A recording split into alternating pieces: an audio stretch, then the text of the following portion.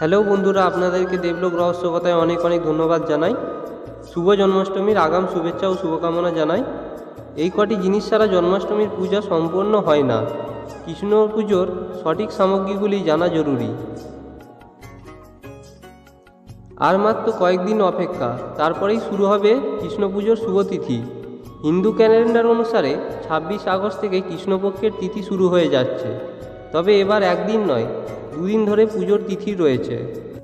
আগামী 9 ভাদ্র থেকে জন্মাষ্টমীর পুজো করতে পারবেন ভক্তরা। আগামী দিনে পুজোর জন্য ইতিমধ্যেই প্রস্তুতি শুরু হয়েছে তুঙ্গে। গোপাল পুজোর আরাধনা যাতে কোনো সমস্যায় পড়তে না হয়, তার জন্য আজ সব সামগ্রী যেন সংগ্রহ করা হয়ে থাকে।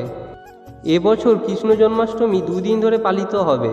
বাড়িতে যারা পুজো করবেন তারা আগামী 9 ভাদ্র থেকে আয়োজন করতে পারেন। তবে 10ই ভাদ্র হলো শুধুমাত্র বৈষ্ণবদের জন্য। জন্মাষ্টমীর দিন শ্রীকৃষ্ণের জন্মবার্ষিকী শুধু ভারতেই নয়, বিদেশেও ধুমধাম করে পালিত হয়। এই দিনে নিয়মকানুন মেনে ভগবান শ্রীকৃষ্ণের শিশুরূপের পূজা করা হয়ে থাকে। জন্মাষ্টমীর উপলক্ষে বাজারে গোপাল পরনের রকমারি পোশাক, বাসনপত্র, ফুলের জিনিসপত্র, মিষ্টির দোকানে দেদার বিক্রি হচ্ছে গোপালের পছন্দের সুস্বাদু মিষ্টি ভোগ।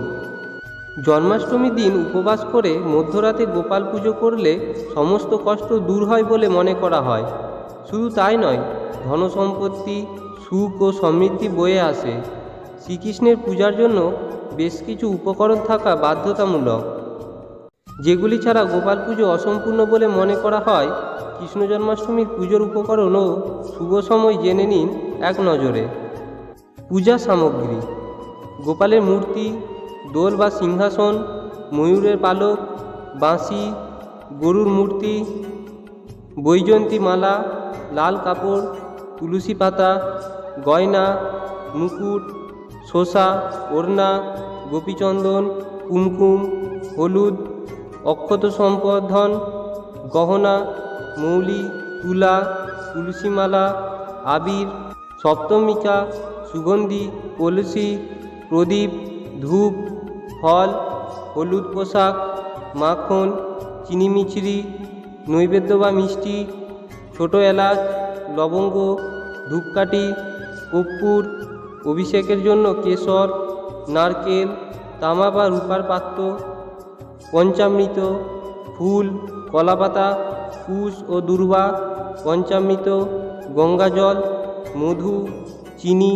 সুপারি, পান ও সিঁদুর।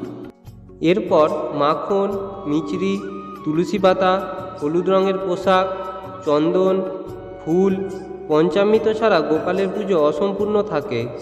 জন্মাষ্টমী পুজোর নিয়ম: শাস্ত্র অনুসারে শ্রীকৃষ্ণের জন্ম ভাদ্রপদ মাসের কৃষ্ণপক্ষের অষ্টমী তিথিতে রোহিণী নক্ষত্রের অধীনে ও রাতে কেষ্ট ঠাকুরের পূজা করা হয়ে থাকে। ধর্মানুসারে জন্মাষ্টমীর রাতে একটি শুভ সময়ে গোপালের জন্মতিথি পালন করা উচিত। হিন্দু মতে কৃষ্ণ পুজো মাখন ও মিছরি নিবেদন ছাড়া অসম্পূর্ণ বলে মনে করা হয়।